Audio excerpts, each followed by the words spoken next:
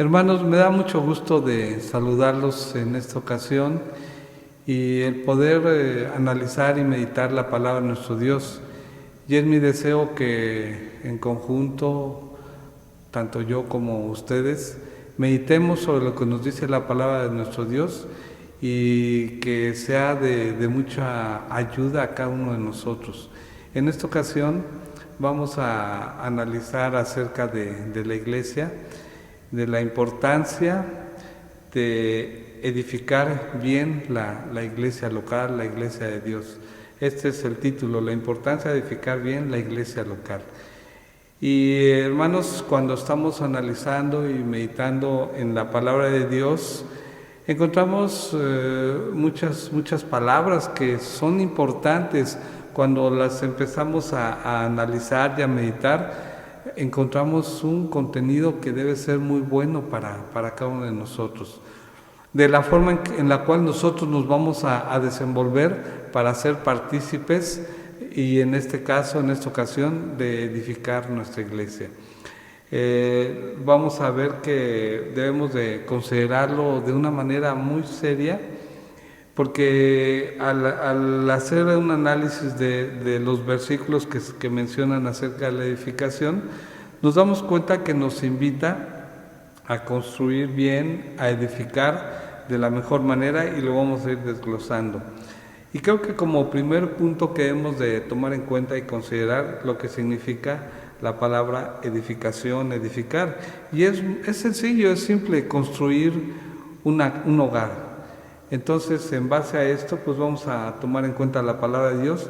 Y en la palabra de Dios misma, en la vida cristiana, este concepto de edificación se utiliza de manera figurada, en el sentido de edificar o promover el crecimiento espiritual de los participantes de la iglesia, de los miembros, como un edificio espiritual. Entonces vamos a trabajar sobre esto, hermanos, y vamos a ver que la edificación espiritual de las iglesias es necesaria. Sí, hermanos, cada uno de nosotros debemos de ser partícipes. No podemos dejar que otras personas lo hagan. Todos debemos de participar. Hay quienes lo hacen, que tienen más tiempo, que se han preparado y lo están haciendo, pero todos nosotros debemos de participar. Entonces tomémoslo en cuenta para que se haga una realidad ese crecimiento, esa edificación que es buena para nosotros. Bien, hermanos, vamos a ver allí en el libro de los Hechos de los Apóstoles lo que se menciona. Hay un versículo, Hechos 9:31, que a mí me ha gustado mucho por el contenido, por lo que se menciona, y lo voy a leer. Este versículo dice así: entonces las iglesias tenían paz por toda Judea, Galilea y Samaria, y eran edificadas andando en el temor del Señor, y se acrecentaban fortalecidas por el Espíritu Santo. Sí, hermanos, en este versículo encontramos una enseñanza que ninguno de nosotros debe de ignorar. Las iglesias se menciona en este versículo que estaban distribuidas en Judea, en Galilea, en Samaria, pues estaban creciendo, y una palabra muy importante, eran edificadas. Se iban fortaleciendo a través de la reunión entre los hermanos, de escuchar la palabra, de esa relación buena que se iba dando entre todos los hermanos. Fíjense, estas iglesias habían pasado pues por un proceso muy difícil, muy agravado, que probablemente nosotros no lo hemos vivido, o probablemente algún hermano se haya pasado por esta situación. La persecución que se dio en ese tiempo, antes de que se mencione este versículo, era muy fuerte. Y los hermanos lo padecieron. Algunos sufrieron en carne propia golpes, insultos, y fueron llevados a la cárcel. Pero esto es muy importante mencionar lo que eran edificadas las iglesias de esas 3 regiones, las iglesias que estaban en Palestina. Pero hay algo que nosotros debemos considerar, la siguiente frase que se menciona: andando en el temor del Señor.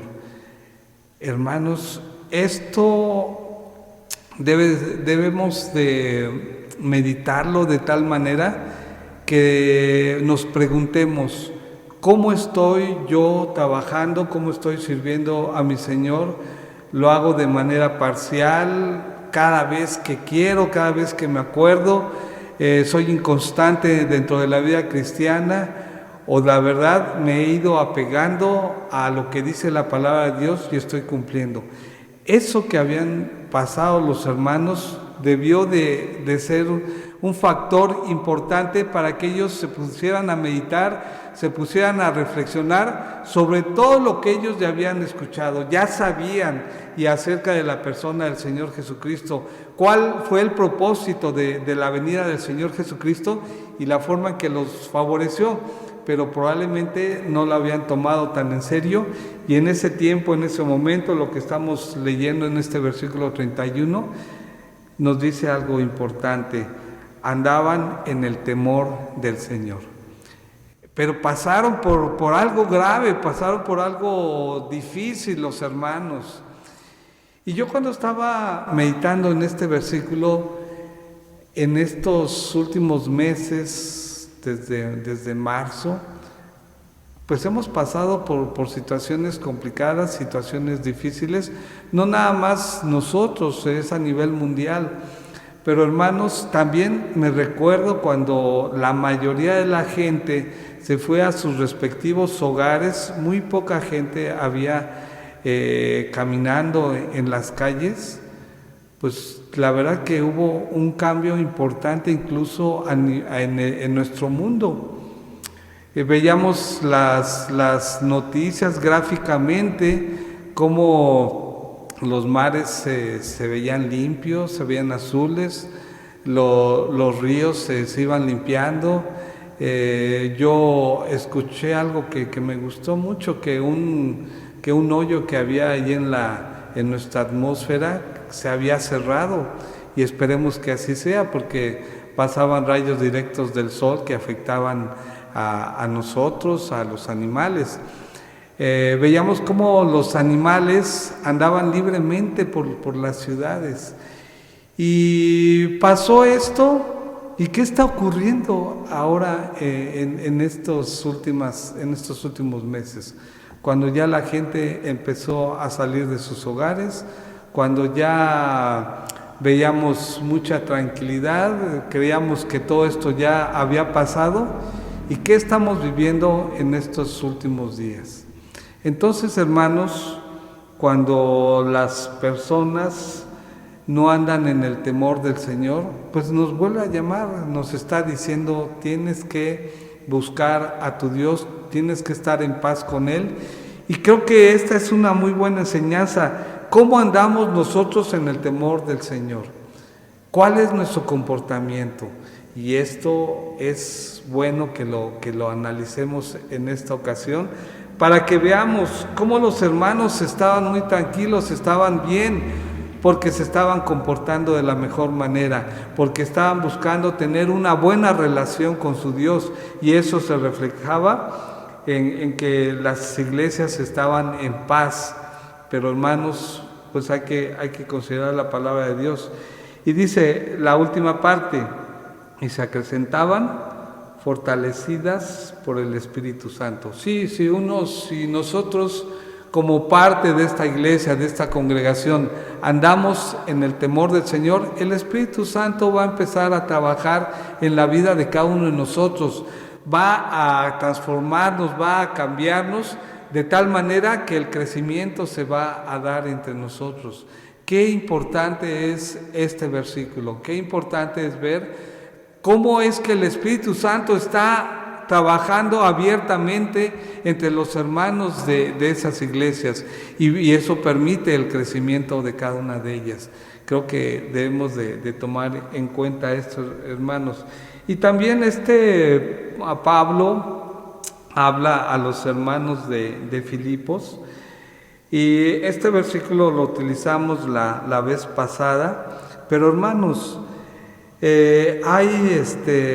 la palabra de Dios allí está presente. Los hermanos de Filipos escuchaban las predicaciones, los mensajes, y simplemente Pablo les dice: por tanto, si hay alguna consolación en Cristo, ya les había presentado la palabra. ¿Creen que hay alguna consolación en Cristo? Si algún consuelo de amor, si alguna comunión del Espíritu, si algún afecto entrañable, si alguna misericordia, dicen, pues completen mi gozo, reflexionen sobre esto, sientan lo mismo, teniendo el mismo amor, unánimes, sintiendo una misma cosa. Es la práctica lo que hace cambiar a las personas. Ahí está la enseñanza, ahí están las predicaciones, eso que los siervos de Dios analizan, meditan y ven a las congregaciones, ven a los hermanos y dicen: esto es importante en esta ocasión.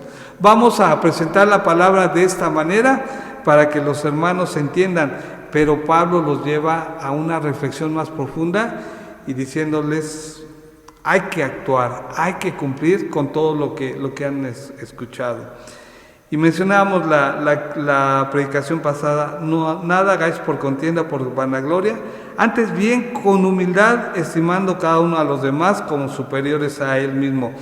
Pero seguramente Pablo veía a los hermanos que se mencionan en el versículo 4, no mirando cada uno por lo suyo propio, sino cada cual también por lo de los otros. Hermanos, qué lamentable que ocurra esto en las iglesias, entre los hermanos, que hay personas que miran nada más por lo suyo propio, como dice la palabra de Dios, por sus intereses, por lo que a ellos les interesa. Cuando se empiezan a ver dentro de las iglesias que hay grupos que se van formando y que se van oponiendo a lo que algunos hermanos proponen o dicen, o no están de acuerdo con algunos cargos que tienen algunos hermanos, empiezan a buscarlos, empiezan a poner amigos cercanos a ellos dentro de la iglesia, a familiares, y buscan tener dominio en las congregaciones. Pues eso es lo que veía Pablo, no mirando cada uno por lo suyo propio. Hermanos, sí, es bueno reconocerlo. Si hemos incurrido en problemas, si hemos incurrido en una situación anómala que no es conforme a la palabra de Dios, pues hay que reflexionar sobre eso. Como les decía en los primeros 2 versículos, Pablo, está esto que les he predicado, que les he enseñado, pues hay que ponerlo en práctica y no caer en situaciones como lo que él veía, de modo que les dice: sino cada cual también por lo de los otros. Hay que ver por el bienestar de los demás hermanos, hay que ver por la edificación de cada uno de los hermanos, no ser egoístas. Yo me estoy preparando y qué bueno, y se ve y se demuestra cuando algún hermano tiene esas capacidades, pero no ser egoístas, enseñarlo, que hagamos partícipes a los demás hermanos también de la iglesia. Entonces, vamos a ver que en el libro de Efesios, algo que también muy importante acerca de los dones, de las capacidades que Dios da a cada uno de nosotros. En el capítulo 4 vamos a ver 2 versículos que son muy importantes. Dice el versículo 11, refiriéndose al Señor, dice: y Él mismo constituyó a unos apóstoles, a otros profetas, a otros evangelistas, a otros pastores y maestros. Hemos escuchado en estudios, en predicaciones acerca de esto, acerca de los dones que Dios da a cada creyente, a cada cristiano, a cada hijo suyo. Allí están los dones, da capacidades a cada una de las personas, y no es para estarlos presumiendo, no hay para estar diciendo: yo tengo tantos cargos dentro de la iglesia, yo tengo tantas capacidades, y yo. No, hermanos, es algo importante que Dios en su amor, en su misericordia, dice, yo voy a permitir que este hermano me sirva en esto, y este hermano en esto, y en esto, y en esto, y a veces nos da algún más dones a unos que a otros, pero ¿para qué? No es para presumirlo, hermanos, es para que la iglesia vaya creciendo, por lo que dice en el versículo 12, a fin de perfeccionar a los santos, para la obra del ministerio, para la edificación del cuerpo de Cristo. Esto es muy importante, hermanos, esto es muy importante lo que dice la palabra de Dios. Él lo permite, y Él lo hace. ¿Por qué, hermanos? Porque Él desea que la iglesia vaya creciendo, que la iglesia se vaya edificando, que cada uno de los hermanos que se han acercado, que se han metido dentro de las filas de la iglesia, vaya creciendo, vaya desarrollando, y cada uno de nosotros debemos de ser parte de esto, que cuando veamos si hay muchos casos dentro de la iglesia, que alguna persona tiene necesidad moral, espiritual, de muchas áreas de la vida cristiana, acerquémonos a ellos, no ignorarlos, sino que todo eso que Dios nos ha permitido y que Él espera que le sirvamos, lo hagamos, nos acerquemos a los hermanos, porque sí, hermanos, aunque las iglesias, cualquiera que sea el tamaño, siempre hay necesidad entre los hermanos.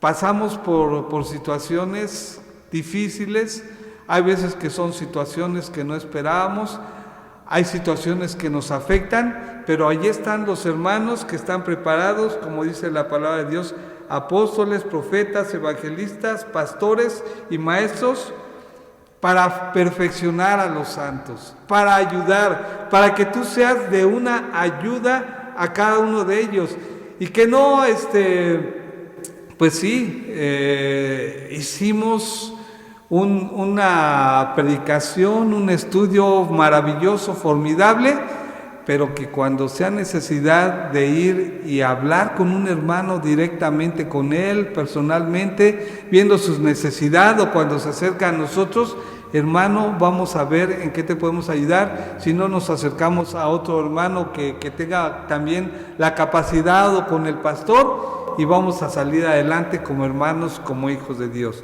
a fin de perfeccionar a los santos, perfeccionarlos, hermanos, y que no seamos débiles, como se menciona también en la palabra de Dios, que es esa debilidad espiritual, esa niñez espiritual, pues no nos va a ayudar a salir adelante. Entonces sigue siendo la palabra de Dios para la edificación del cuerpo de Cristo. Qué enseñanzas tan importantes para la edificación del cuerpo de Cristo. ¿Quién es el cuerpo de Cristo, hermanos? ¿Quién es el cuerpo de Cristo? No somos nosotros. Cada uno de nosotros debemos de irnos edificando conforme va pasando el tiempo, de acuerdo a la preparación que vamos teniendo, pero cada uno de nosotros debemos de ser partícipes en esa edificación, en ese crecimiento. Vamos a ver un último versículo, cuando Pablo también habla a los hermanos de Corinto, en capítulo 14, versículo 26, dice lo siguiente: ¿qué hay pues, hermanos? Cuando os reunís, ¿qué quiere decir esto? Cuando nos congregamos, cuando nos acercamos al templo, a este templo maravilloso, a este templo que Dios nos dio la bendición de construir. Dice, sigue diciendo, cada uno de vosotros tiene salmo, tiene doctrina, tiene lengua, tiene revelación, tiene interpretación y muchas cosas más que podríamos agregar de acuerdo a los dones y capacidades. ¿Con qué termina este versículo? Hágase todo para criticar a los hermanos, para sentirte más que los hermanos, para decir tantas cosas erradas y equivocadas. No, hermanos, hágase todo para edificación. Todo debe de repercutir, toda la preparación que tienes, todos los dones, todo lo mejor que tienes tuyo, debe de ser para edificación de la iglesia. Esperamos que, hermanos, Dios nos hable tan directamente que se vea en todo lo que nosotros realizamos día a día. Ahora vamos a dejar de reunirnos, vamos a dejar de congregarnos por unas semanas, pero hermanos, eso no debe de impedirlo. La edificación se puede ir dando. Hablar con nuestros hermanos. Hermano, ¿cómo estás? Nos podemos hablar por teléfonos. Tenemos videollamadas. Hay tantas formas en las cuales nosotros podemos estar en contacto y podemos seguir ayudando a los hermanos. ¿Qué hemos hecho en este sentido? ¿Qué hemos hecho en este sentido, hermanos? Aquí al menos las últimas ocasiones en que nos reunimos, hola hermano, aunque no tuviéramos contacto, ¿cómo estás? ¿Cómo te ha ido? Y sí, muchos hermanos tuvieron necesidad. Muchos hermanos, la necesidad de diferentes formas y aspectos, pero había necesidad. Hermanos, busquemos, como dice la palabra de Dios, hágase todo para edificación y que Dios nos bendiga.